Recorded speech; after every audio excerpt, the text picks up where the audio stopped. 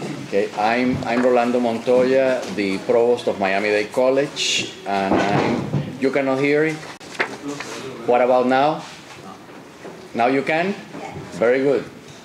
I'm Rolando Montoya, the provost of Miami-Dade College, and it is a great honor for us here at this institution to welcome you to our institution and to Miami Book Fair International.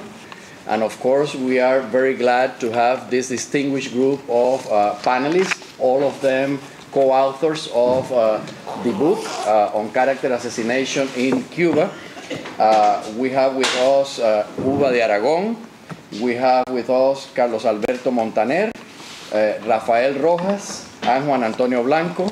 Juan Antonio Blanco recently joined Miami-Dade College as the executive director of our Center for the Caribbean and Latin America, and we are very happy to have been able to recruit him. I would like to take one moment to remember a very dear friend of the five of us, Dr. Maria Cristina Herrera, who was a professor of social sciences at our institution and a very good friend of all of us. And I'm sure that from heaven, she's watching and celebrating the fact that we are all together presenting this book to this audience. That's right.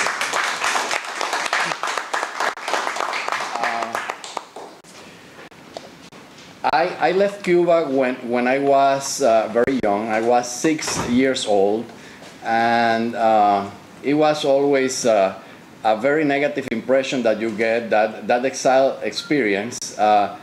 But intuitively, I always felt that the regime was working on character assassination on many of Cuban citizens and others. And when I read this book, I finally found a theoretical background, I would say a socio-scientific explanation of what I was feeling in an intuitive way. It was a great confirmation for me and gave me a strong background to really understand what I felt was always happening for so many years.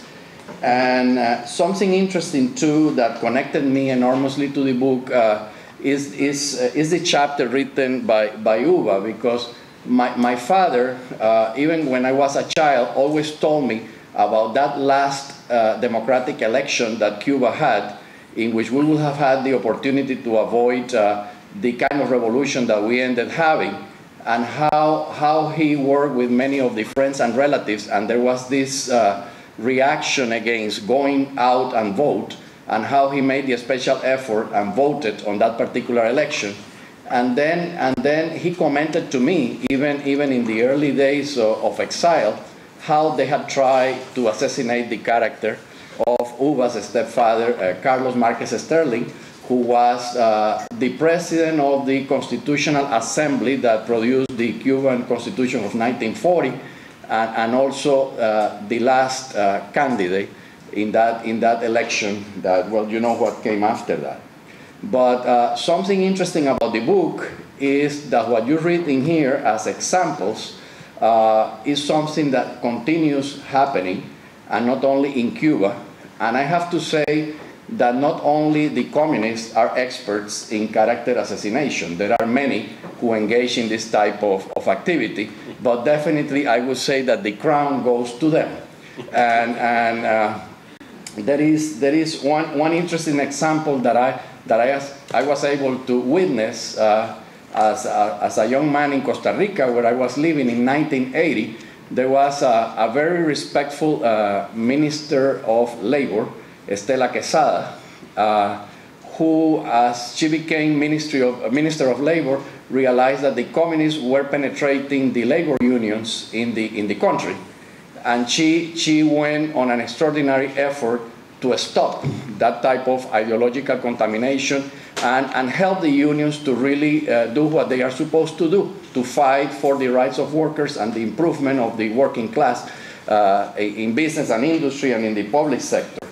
And let me tell you, they didn't forgive her for that, and they destroyed that woman, and that woman had to resign for her job, and well, it is incredible. One more example, and you will hear today probably how in Venezuela there are some symptoms of the same thing that we observe in Cuba and in many other parts of the world.